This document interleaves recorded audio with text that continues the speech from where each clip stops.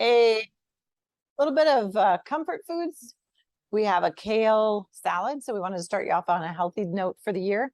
And we have a chili and cornbread. Shay, do I try? So what we're going to start with first, because we have to let our kale kind of. Can't see you. So we're going to start with the kale salad first, and we'll get that chopped up.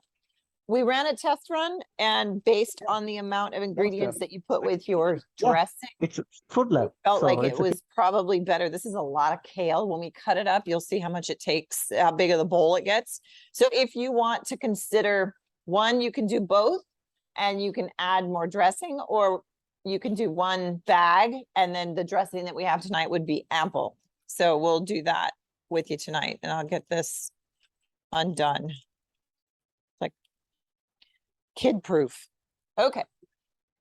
So one of the first things you want to do is wash your kale, because it can have a lot of actual like dirt in the middle of the leaves. So spread your leaves apart and we're going to wash them. We want to make sure you wash them, and then we'll put, like that one has dirt in it. So just make sure you get the ribs clean in there. Okay. How many of you have had kale before? Like a salad? Or is this something brand new for you? I don't know if anybody's putting back in the chat. Is anybody cooking with us tonight?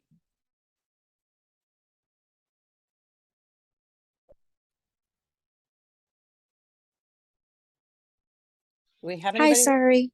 To answer your kale, yes, we All love right. kale. Someone just chimed in. Right on. Said they like kale. Very good. So here's what we're going to do. Oh, this one I totally missed, like a whole bunch of dirt. See all the dirt in the center? Yes. Oh, yes. So turn your ovens on. If you're going to do the cornbread, turn your oven on to 400 degrees. All right. Kale grows in dirt, so we get dirt with it. So here we go. We're going to cut it. I took out the big ends of it. Again, you can have some of the smaller pieces. The other thing you might want to consider if you're not interested in that, because these get a little tough. I still have more dirt on this one. So check for dirt. Dirt won't hurt, right? Okay, so we're going to do, I cut like around the rib so that you don't have as much of that toughness. Then you'll have just the softer kale part. This is almost like a, it's really good fiber for you, but if you're not interested in having that real crunch, cut down the center. So once you get it cut, I cut it in half too, because that makes it a little easier to bite into. So I will cut the rib out of this one as well. And we've got another friend with us too. So you get extra protein if you have extra friends in your kale. That's right. Bug protein is good. Just gonna cut these all out first. So kale is, right? You hear dietitians think everybody kale, but you know, it's a preference, and I think there's different ways to prepare it. And so this is just one way of adding to some nice options. And again, you can take the little pieces off at the bottom and save that. But kale is loaded with a lot of good things because it's a dark leafy green. So you do get some of that vitamin A, there's vitamin C, there's lutein. So there's good things for eyes. I think I mentioned vitamin K already. Okay. So once you get it cut, you almost need a giant cutting board, right? To have all these pieces. So we'll cut it up, and we're going to do it as thinly as we can. So it's kind of almost like shredded lettuce, right? So get yourself started on it and go nice thin shred. Again, it's how much you really want to bite into. I'll put that, and we're going to put it in a good sized bowl. If you have anything that's good, big sizes, you can take it back out and start over. Watch your fingers. but we'll get kale, we're gonna get this sliced up.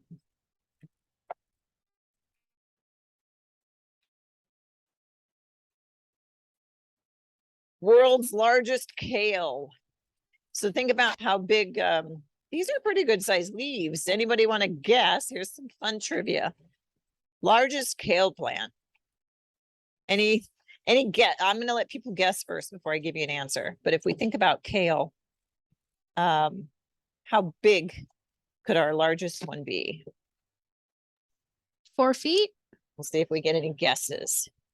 4 feet? I think it was even bigger than that. My cheat sheet's behind me.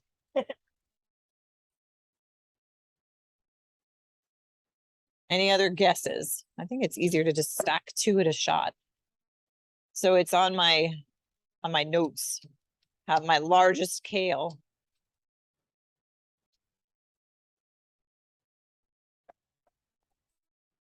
Anybody else? So we had, if somebody said 4 feet, it's a lot bigger than 4 feet. How about that? Let's see if we can get anybody else to guess. Any other hints? Bigger than a person? Hey, we're getting closer. So 12 foot's pretty tall, but we're even taller than that. It was actually grown in, this one was out of Australia in 1987. So bigger than 12 feet. Remember, that's like two 6-foot people. Almost a roof. A roof is what, about 20 feet? So a little bit smaller than a rooftop, and that would have been 18 feet tall. Largest one. And it was, like I said, it was grown in Western Australia. And there's also, like, we talk about weights. The largest kale in the US was grown, and it was 105 pounds. That was at the Alaska State Fair. So again, that's vegetables on steroids, or some darn good fertilizer, right? You think about what we have is what we can grow these with. And it's kind of like when you eat salads, you feel like you're always chewing. Well, I think kale is like you're always cutting, right? It's like that never ending, I'm still cutting and it's still going. And trust me, if you did both bags, you're still cutting. So remember, think about how much you want to create tonight. But it's kind of, salad just kind of keeps on going. And it's definitely going. So we're gonna get it softer, right? So if you were to eat kale right out of the bag like this, it tends to be a little bit more bitter. So we're gonna massage it. We're gonna, what is that, Lomi style, right? Massage. So we're gonna actually put our little bit of olive oil in there, and we're gonna drizzle that together with the lemon juice and apple cider vinegar and salt, and that will help us kind of start that process of making it a little softer. So I put a bowl aside. I'll move towards you, Kevin. And we're going to put in, you have an ACV, sorry. That should be on your key. So you have ACV, you have EVOO, extra virgin olive oil, you have kosher salt, which is also in a little one. I'm going to move this kale out. So kosher salt, and then we're going to mix those. So we're going to mix your olive oil. Oops, your apple cider vinegar. So apple cider vinegar. Now here's the thing. Don't put all of the oil in now. You're going to take 1 tablespoon off of this. So you're going to take a tablespoon of your olive oil out and put that into your apple cider vinegar. And then you'll add your kosher salt. So we have salt, vinegar, olive oil together, and we're going to mix that up with my fork here. I got it. We're just going to mix that up a little bit. It'll kind of make a temporary emulsion, right? So it should get a little thicker. So this will have to sit about 30 minutes. So at about 5:40, which will be just enough time, we're going to let this sit. Nope. And because I can't get all of that out, I'm just going to mix it into my bowl. And again, if you chopped up the whole entire 2 bags, you can see where it gets giant. So you might want to try a second recipe at another point so that you don't have quite as much. So we're just going to massage it, right? Get your hands in there. If you want to wear gloves, you can. I don't know if you have gloves at home. You want to massage it. Make sure your hands are clean. Massage it, and that helps to break down the toughness of it, and it also helps to bring out a little bit of the sugars so that it turns out a little bit sweeter. And this, I said, is going to sit for 30 minutes for us. But kale has a lot. And vitamin K is probably one of our big ones. Vitamin K and vitamin A loaded for kale. And I'll massage it for, I don't know, a couple of turns, depending on how much you cook or cut up. You can decide how long you want to massage it. And you don't have to be a certified massage therapist to massage your kale. You can be an actual normal walk-in-the-mill person and massage your kale, and it will be very happy. And you'll be very happy with the results. So we're going to let that sit and get a little bit more flavor. I'll rinse my hands off real quick. All right. Now I'm going to set that aside. So you should have, I mean, it doesn't look in this giant bowl, it doesn't look like a lot, but that's actually a good amount of salad for you. And if you want to do the whole thing, again, feel free. So while that's going, I'm going to stop there, and we're going to go over to the cornbread, because the cornbread needs to bake for about 30 minutes. Have kale, you'll have kale all over your kitchen. Okay, and that got hot sitting on top of my So cornbread, you have CBM, so you have flour and polenta and sugar and cornmeal, the main piece of it, right? So that'll all be in there. You want to put this into a bowl. Actually, I think what I'll do is, so that has all of your baking powder, your salt, everything is in here. So if you want to kind of mix that around, let's see, I'm going to seal that back up and shake it. That way we can get that baking powder mixed in there really well. So you don't even have to worry about whisking it. You can actually do this and get it mixed pretty good. So we'll put this into a pan or into a bowl and mix it. And then we're going to have our egg and our milk. So we'll milk, vegetable oil, and the egg. And so you have 1 egg, you have CVO, cornbread, vegetable oil, milk. So I'm actually going to mix these together first. And here's what I'm going to do. Remember, eggs, I hate putting eggs in after I put something together because I won't see it. So you can do 1 of 2 things. If you already mixed your milk and your oil together, crack this over something else, but I'll crack it over my bowl. So just in case, whoops, it gets like a shell, then we can do that. And you can fish out a shell if you need to. All right. Then we'll add the oil. So the milk, the vegetable oil, and the egg go together. You do not need to grease your pan. It should come out pretty easily at the end. You put your milk in there too. And we'll whisk it up so that it's mixed. Okay. And then we'll get a whisk, and we're going to whisk up this mixture. So you have egg, all my fun things under here, my egg, milk, and oil. So just try and get again, it's going to be kind of a temporary emulsion solution, so it's not totally separated.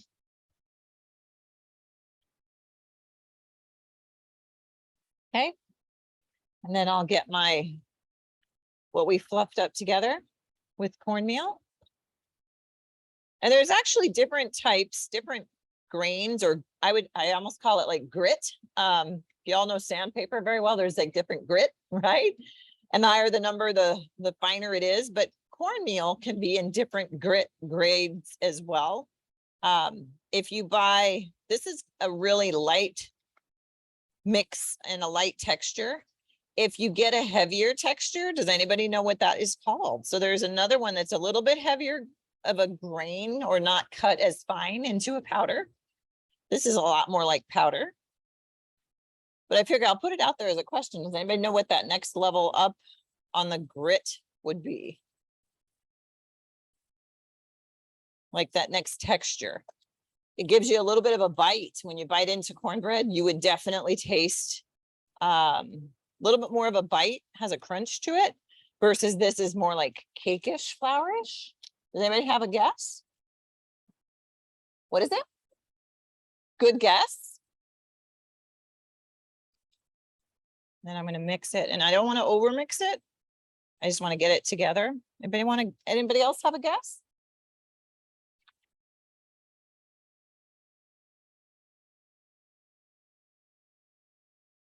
Starts with a P. You can buy this, and actually people do, a lot of times you can buy this and saute it because it'll come in they might sell it like in a tube if it's blended with something else, but you can also buy it dry and it comes out a little bit thicker. Does anybody know? Maybe not. We still have some guess. Yeah, there we go. Polenta. So polenta is also cornmeal. It's just that it's a kind of like when you talk about steel cut oats versus rolled oats. Steel cut oats are chopped, right?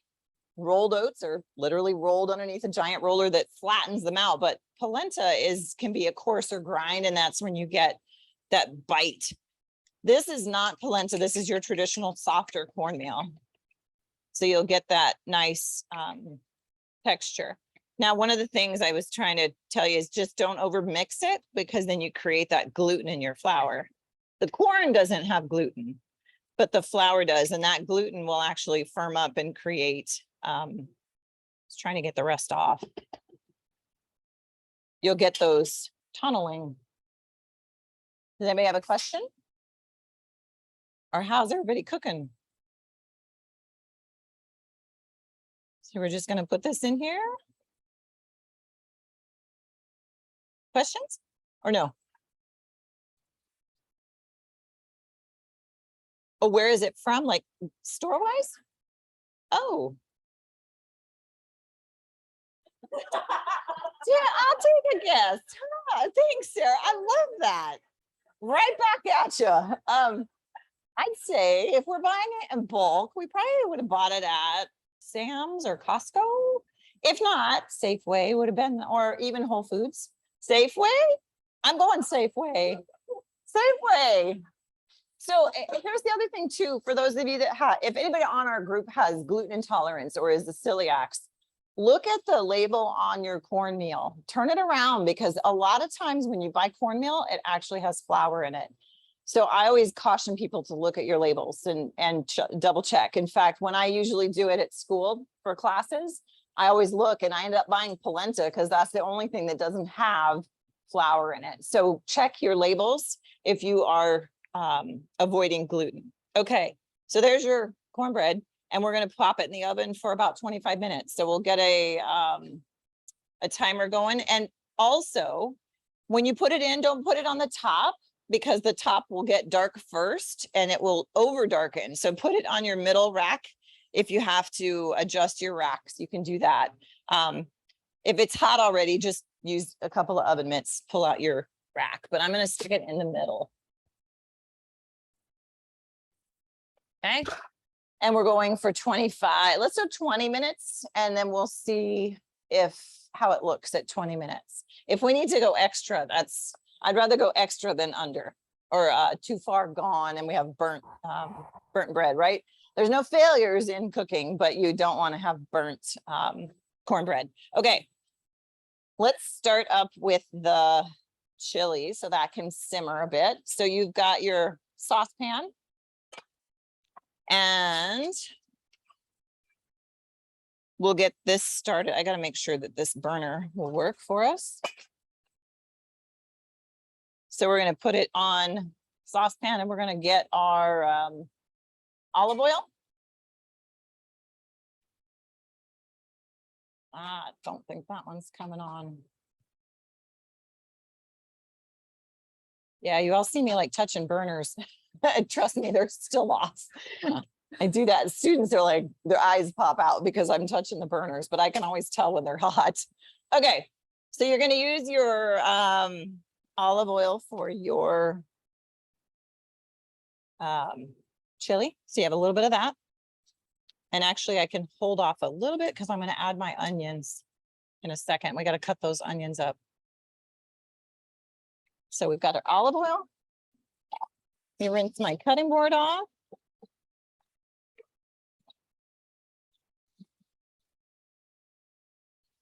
Okay, and we're going to do cut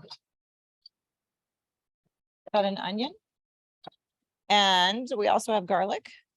And I actually was listening to a culinary show that I listened to a few culinary dietitian show or, you know, webinars, and she gave me a new idea of how to cut an onion. I always talk about making that blooming onion style. So I'll show you one extra cut that we can do that actually makes it even a finer cut on your onion.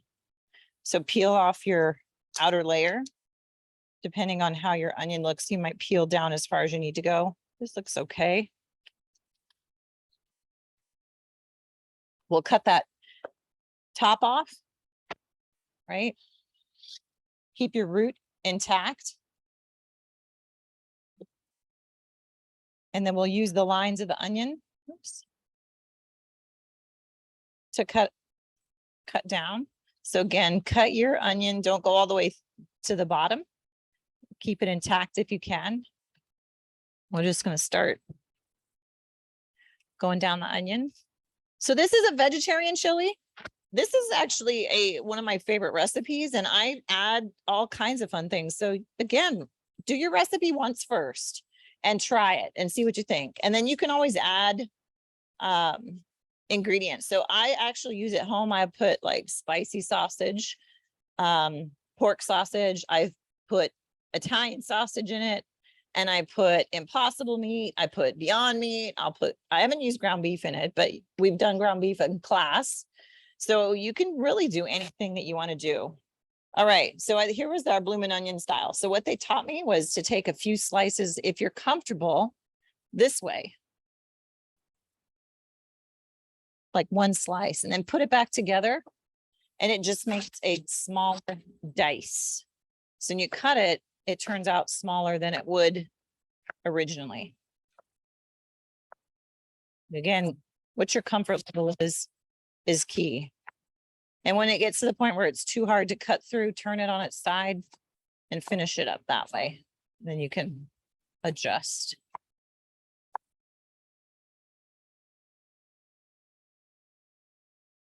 All right. And you don't want the core in there because that gets tough. So you've got your onion. We're going to mince up our garlic.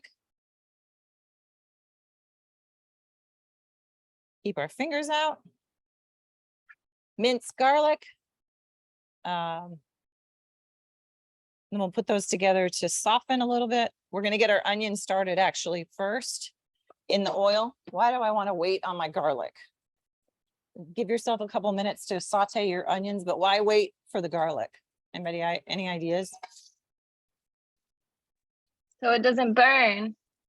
So I'll add my garlic in a minute, but why wait?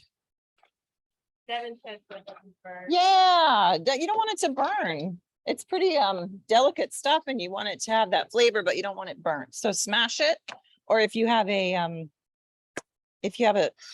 garlic press at home, those are fun investments to have, and then you don't have to mess with mincing it, but we're going to mince it a little bit.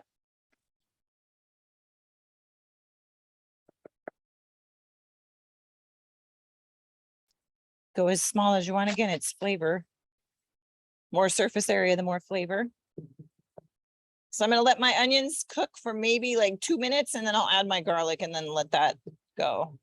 And when you think about one little garlic clove, that doesn't feel like a whole lot of garlic. But the flavor will be nice. If you like garlic, add more garlic. You can, I am thinking you can never have too much garlic, right? And I need I'm gonna get a wooden spoon or a spoon so we can stir it a little bit. So we're gonna get the onions, just tenderize them a little bit. Okay. And you also have chili powder, and it's mixed with the coffee. So they used coffee. Now you can also use cocoa powder. Not sweetened cocoa powder, but unsweetened cocoa powder. And people always think, well, why am I going to add cocoa powder in there? But if you think of flavors and combinations, you actually get an actual better, it seems like an odd thing to use cocoa or coffee, but it actually enhances the flavors. So I'm going to add my garlic. Okay. Add the garlic, and then I'm going to let that come together for a minute. And then I will add, what's that? This is warm. Here's a couple things you can do. You can add corn. You can add tomatoes. You could add a little more beans if you have on hand. It's warm, but I would say that depends on your tolerance. So if you don't like spicy, because we mixed your mixture of chili powder already in there, you're not gonna be able to separate it. Maybe you use less of this little mixture and you'll probably want to add a little bit of salt if you're going to cut back on this. And the only reason is because we had the liquid from your tomatoes, you know, when we split a can of tomatoes, that got a little bit tricky. So if you don't want it to be real spicy, then you can add, like I said, you can cut back on that mixture because that had the chili powder, the salt, and the coffee. So if you want to cut that down by like a teaspoon, you could do that. And then if you have instant coffee, you can always add it. But I think if you add a little bit more salt, you'll be fine. Okay, so we're going to make that, let that sit together. So you're going to look at that. You can see the chili powder. So it's got a little bit of it. You'll be able to smell that too. And then we'll open up our beans. We want to drain and rinse those. So I have my can opener here.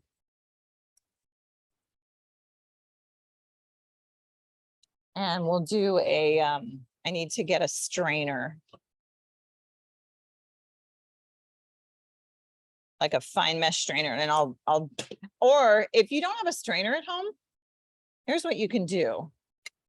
You can always put the lid on it, run water in it, shake it a bit and drain it that way. But if you want to do it with a strainer, you can we'll pour it over the sink. We'll do it that way. And hey, we had, I think it was our very last, I believe our last spring where we had beans. Was our last spring event? Where I told all of you to watch the Josh Groban's bean song, right? So beans are loaded with fiber and good stuff. And again, really what you're doing when you're rinsing them is you're rinsing away a good chunk of the salt that comes with them because they put them in a salty solution. So you're rinsing actually off a lot of the salt. So that will help you as well. But if you wanted to use a little bit of that juice, you could, but we're going to add that to our mix. And then I'm going to add my tomatoes. And these were fire roasted tomatoes. So why fire roasted? Why do I roast veggies? Any thoughts on that? Why did we roast them? Oops. Yeah, you'll get smoky taste and you'll also get a little bit more flavor. So you can definitely get a little bit of sense of that. I'm gonna add Worcestershire sauce. I almost added the wrong one. So Worcestershire sauce is WC, W sauce. Worcestershire sauce. It's actually from the British Isles. Originated there. So Worcestershire sauce goes in there. And what else am I missing? Let's see. We've got our chili powder in there, our salt, our garlic, our onion, our tomatoes, our pinto beans, a Worcestershire sauce, coffee, and then we're going to let this cook a little bit. So if we were to have a full, like if you were to use a full can of the fire roasted tomatoes, there's a good probability you're going to have a little bit more liquid than this. So if you wanted to add a little bit of water to it, that also will cut back a little bit of your spice, and it'll also help those beans soften even a little bit more. So I'm just going to add a squirt of water. So we get a little bit of a sauce because I want it to simmer and I don't want it to dry out so much. I want it to be kind of saucy. So I'll add even a little bit more. And again, here's the good thing. If you add too much water, what are you going to do a little bit longer? You're going to simmer it a little bit longer and create that nice reduction. So there we go. We'll let that simmer while we're working on our salad, the rest of our salads, and I'll cover it. I've got it on I'm going to drop it down to 3 on my stove just so that it's not boiling and drying out. So we'll do that. Okay. So the vegetarian chili is set, ready to go. I'm going to grab my other ingredients for the kale salad. We'll finish that off. So let's see, what do I have here? My little notes for my chili too, and kale. I think I caught all my kale notes. All right, so flip it over. We're going to use a green onion. We're going to, and here's the nice thing, you can save some of your green onion for garnish for your chili if you want. You could take one of the pieces off. You have a carrot and you have, we substituted rutabagas for daikon. So we have those, and we have a lemon, and we have an apple, and we also have leftover, remember you have that leftover oil. So make sure you've got that ready as well. That's part of your dressing. And then you also have a couple of containers. We have a salt and pepper, and we have SS, which is, soy and agave. Soy sauce and agave syrup. That's your SSAS. Okay. And I'm going to just wipe off my area just a little bit. And again, as you do with all your other stuff that you're going to add, wash it. So we'll wash our apple. And we will wash our lemon. Lemons aren't as critical, but we'll wash our carrot. Wash your daikon. And I should have done some like fancy facts about daikon. Does anybody want to share anything that they know about daikon? Or has anybody ever used daikon before? So I'll keep like one of these for my chili for a topping. Has anybody used daikon before? Cut off your chicken. I haven't either. That sounds very interesting. So green onions, you can go straight across, or you can give them a little bit of that teardrop shape. And if you cut on a diagonal, so start them out on a diagonal, because we are going to use the entire green onion. And it talks about thinly sliced, so give yourself as close as you can. But if you go on the diagonal, you'll get that nice teardrop, right? Instead of having traditional old straight across. Any other daikon gurus out there or used it? I've used it with a banh mi sandwich. Grown it in the garden. Yum. Ooh, pickled daikon, yeah. Sounds fabulous. So you want to go down as far as your, as you want on your green onion. Again, you got to remember how much of your kale you have. So kind of your ratio would work. So if you do the whole green onion, and you can save some of the whites for your chili as well. I'm going to take, you can take that and put it in your garden or a pot of soil, and you'll have green onions growing for future. All right. So those are ready. And then we have the daikon. So it talks about julienne style, right? So what is julienne? How do I get julienne? And we can also peel this, but if you don't want to peel it, you don't have to, but I'll peel the edges. What is daikon? What is julienne?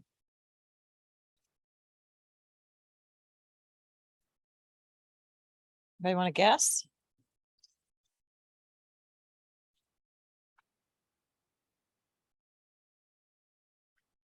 Kind of like what? Batons. Yeah, I mean, it's, so think of matchsticks.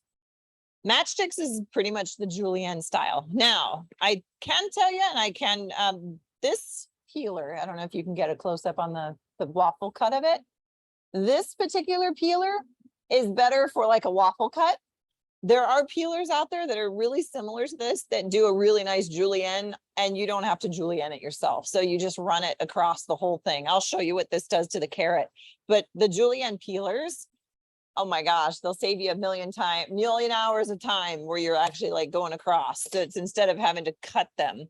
I mean, everybody's in a hurry and nobody has time to cut things. So julienne is, we're going to start with that matchstick approach. So I'm going to actually cut the half moons, and you can use this whole chunk of daikon. And again, think about the stuff that you're biting into size wise. So if you want to go, you know, thinner or fatter, it's up to you. It's kind of fun to have it nice, thin cuts. It's getting down to the edges. I'll leave that one. So then now I can actually flatten them out. We'll arrange them and make it so we can cut them without having to do too much. And daikon is a lot like a radish. You can kind of smell the radish of it. Okay, so we're going to cut nice thin strips. And I want you to think too about what you have to bite into. So if that looks like it's just giant, you could actually cut these in half again. Okay. So there's our nice julienne style. And it might be easier to cut it. I think it might be easier to cut them as this size first and then cut them in half.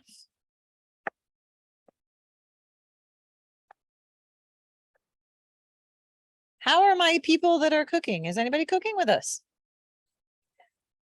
Right on. I am. Good job. Way to go. Super.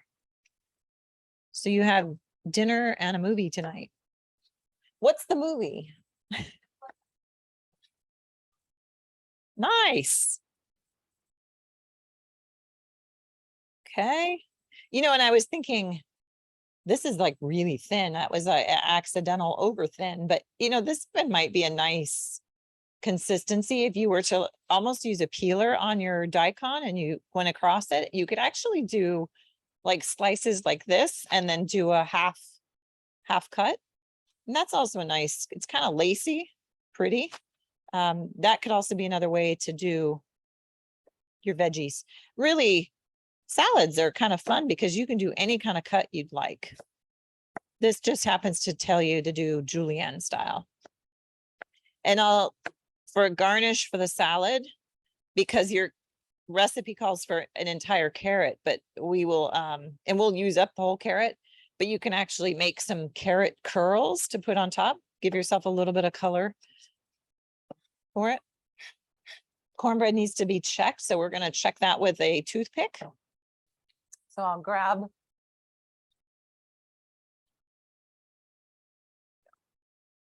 a toothpick and we'll check our cornbread.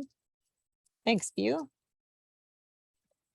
Oops, I just dropped my, it doesn't look fully cooked. Yeah, see how it's like wobbly? We're gonna give it a little more time. So we're gonna go 5 more minutes and then we'll see how it is. So that was like, remember we did a little cautious, we went 20 minutes. So we'll go 5 more minutes and see where we are. That'll give us a chance to cut up the rest of the daikon. And your apples are gonna be the same. So again, salads, they take a long time to prep and they take a long time to chew them. So we got that combination of extending prep. That's why a lot of people don't eat salads too often, is they take a lot of time to prep them. You can peel it or you don't have to peel it. I'll peel like half and then we'll leave the rest. The other thing too with the peeler, if you have this style, and actually with any peeler that's double edged, you can actually go up and down and not have to stop your motion. So if you had to peel 50 pounds of carrots, anybody down the line in your job, you want to do it as quick as you can. So you can actually do it that way and not have to pick up your peeler. And we're going to do these julienne as well. So I'm going to cut it in half. Actually, yeah, half. I'm going to leave this half. I'll show you how to do the carrot curls, but let's get this cut. So safety wise, grab it on the edges, cut down the center. And again, we're going to do some slices and then we'll have to slice it again. Just watch your fingers. And I'll cut it in half again because I think those are way too big to be able to stick in, take a bite. You'll be struggling to get it in a single bite. Okay. And then I need to cut them one more time, as thin as you can get.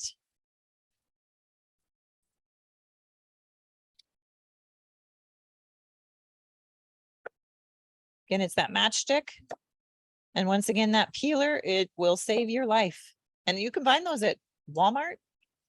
Okay. So there's that side, and then we'll do some carrot curls. So what you want to do with a carrot curl, and if you want to cut more up, I'll do some carrot curls and then we'll cut some more. But what you want to do is get a good flat surface. So you might want to take off that initial peel until you can get down to the part where it's nice and thick, and hold on to your peeler really good. I'm trying to get these to, I gotta go to the edge of the cutting board.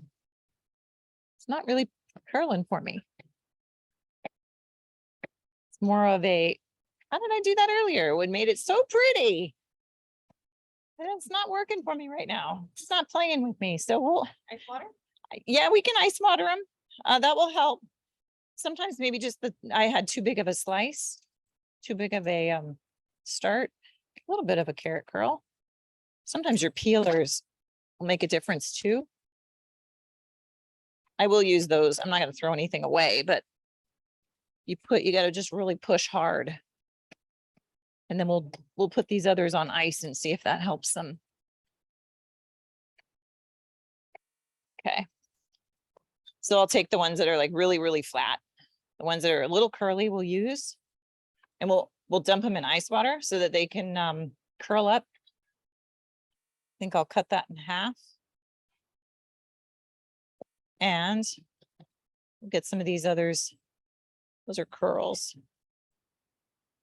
So ice water will curl things up. You can actually make palm trees out of green onions. Same way, by just making them, putting them in ice water and cutting through the green. Okay. I'll leave that to the side. Then you're gonna do your apple, wash your apple too. So we'll do a ice bath. So I've got ice, water, we'll dump them in there. And here's the fun thing, you can find like purple carrots, you can find red carrots, you can find white carrots. You can do all kinds of colors. I'm gonna add a little more water. We'll let that sit. So we'll do some carrot curls. All right. Apple, same way. This one is also a julienne style, so it's up to you on how you want to cut it. We used the whole apple earlier, but I think that was because we were looking at how much kale. So if you want to use a half an apple or the whole apple, it's up to you.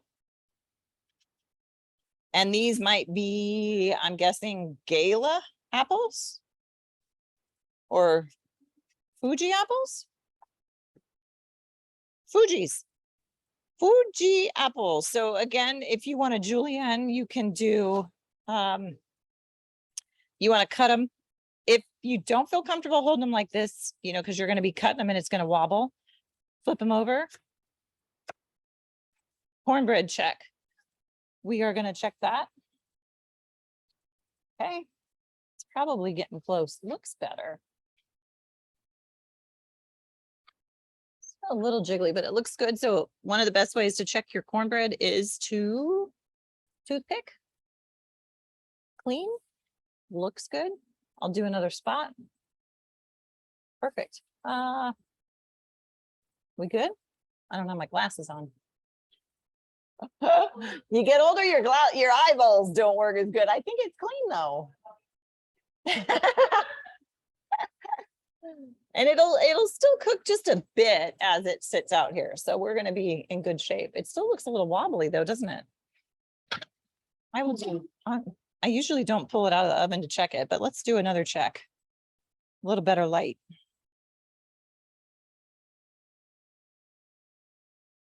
No, I'm still getting some goo. Are you? A little bit of goo. The edges look good, but the center was kind of like still wobbly. Yeah. Wobbly, yeah? Okay. We're going to go back in the oven for, let's try 5 more minutes. I did not turn my oven off, which is good. Yeah, it's still kind of that wobble. And we'll go 5 more minutes. Let's try that. We'll give that a shot. Okay, back to my apples. So, and we will stir. Sorry, thanks. Let's check our chili. Ooh, yum. Yeah, I think that water helps a little bit. It's kind of giving it a little bit more of a sauce. And if you want to have it evaporate and you want to make it so it's a little saucier, a little thicker, like that reduction, leave it open and let it start steaming. So I can, at this point, I'll leave it off and now thicken it up, right? It'll reduce that water and then we'll have that nice consistency. So that looks great. Come back to our apples. We're just trying to get to that julienne or small slices. So I will cut it across. Kind of stack them. And again, you might have to cut them. This talked about peeling your apple. I don't mind the peels. So if you don't mind the peels, you can leave your peels on. Okay, then you have julienne. Oop. And again, if you want to do, if you don't want to mess with julienne, I'm sure that you are fine with diced. Get rid of the end. But you can do your julienne apples. Just use caution because your apples move a bit. And then we're going to cut them one more time in half. Okay. So I at least gave us some of the apples and some of the carrots and the daikon. And that'll all go into the salad. We'll cut the rest of that up later. Zest your lemon. If you don't have a microplaner, you could use a grater. You could use a knife and just kind of scrape us off the edge, but I'm gonna zest this. We sent you home with the whole lemon. It's up to you. It tells you to do a teaspoon. We all like lemon here, so we're gonna use the whole lemon. That'll probably give us maybe even a tablespoon. So I'm gonna put that into the bowl. And we can zest. And remember, the zest is your essential oils in that skin that give it that really nice flavor. And it'll add a bunch to your dress. So we're making basically the dressing. And now you have, pull my recipe back over. So you have the soy sauce, the agave syrup that's going to go in here. You'll have salt and pepper. If you want to salt and pepper more, you can. But you at least want to use some for flavor. Remember, salt is an enhancer of flavor. Okay. These are, you know, your fun kitchen tools that you can invest in over time. All right, so there's the zest. If you're gonna do your, we need a lemon, we need, I think it was a tablespoon, quarter cup. So 1/8 of a cup. Oh, here's a trivia. 1/8 of a cup is how many tablespoons? I'm also gonna put the rest of my oil. 1/8 of a cup is how many tablespoons? And I'm actually going to squeeze it. Right on, Cecily. So because this is a lemon and it's got seeds, I'm going to actually use my my grater, and I already got a seed in there. Of all things, I was going to try that. You might want to squeeze it over something else like your cutting board. So we're going to try for 2. It's kind of dripping all over, which is all right because it's going to protect your other items. And here's the nice thing. What does lemon juice help with on apples? I mean, because your apples oxidize, right? So if you think about it, your lemon juice in here is going to help with preventing that apples to turn brown. So here's what I'll do. There, I have my seeds. All right, so we'll do the other side.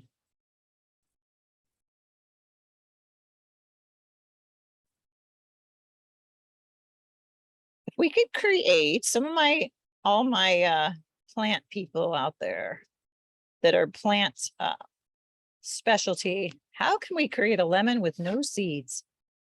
Limes don't have seeds, but lemons do. Where can we go for a seedless lemon? I think Meyer lemons are a little bit less seeds. Okay. 2 tablespoons. We are good to go. So that acid, remember acids help to kind of break things down too. Also, it's going to protect that, protect my apples from turning brown. I heard my timer for my cornbread go off. So we're going to give that, I'm going to add my soy and agave real quick. Salt and pepper. And then we'll go back and check our cornbread this time. And we should be, because we're up to 30 minutes. Looking much better. And a toothpick, I'll check it real quick. I don't feel that jiggly and I don't see that jiggliness. Are we clear? Looks a lot better. A little bit more firm. I'm not getting that gooiness that came out. Still looks pretty good. Plus color. Hey, question for my students, former students. I know you're out there watching. What's my color change called? That famous word. Here's our dressing, Kelly. Go back to here.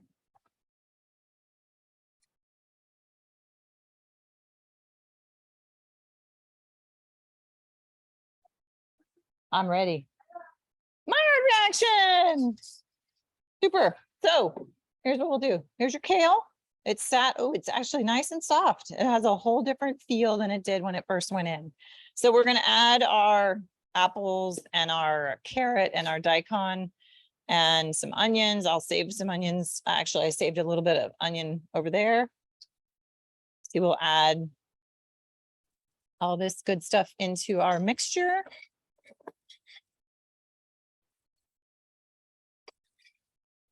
And we'll toss that together with our dressing. And it looks like I left a lot in the bowl. So here's what we're going to do. Spin it around in here. Get the rest of that dressing out. And then we can kind of toss that.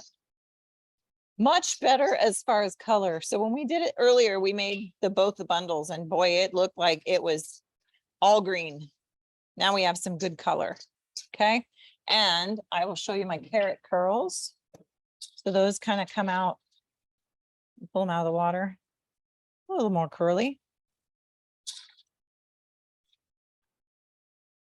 That one curled up really nice. So we've got a carrot curl that worked. I think it was probably too thick of a too wide of a strand.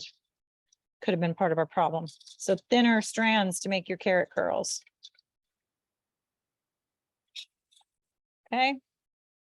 So we will show you the final product in a second, but there's our salad and our chili. Look at how it's nicely reduced, and now it's got that nice thick sauce, not so heavy. Again, you can add all kinds of fun stuff. You can add corn to this. You can add kidney beans. You can do anything you'd like. The original recipe was for an Instapot, so you don't even have to have an Instapot to do this chili. We've shown you how to do it on top of a stove, and then we have our cornbread over here. And as you cut it, you can do pie shape, however you want to do that. And you'll have that first piece coming out will kind of crumble on you, but the next one should come out well. We've got rice for your chili, so you can heat your rice up in the microwave. We have cheese and sour cream. And let me show you the final product. We'll show you that. Yeah, if you guys bring them this way, we'll show off what we did earlier. It's like all at once. Right on. It's a parade of colors. So there's your chili and your cornbread and your salad. All right. So dinner on the house, right? I hope you all had fun tonight. Any questions that was left in the chat or any other points of wisdom? Happy Lunar New Year.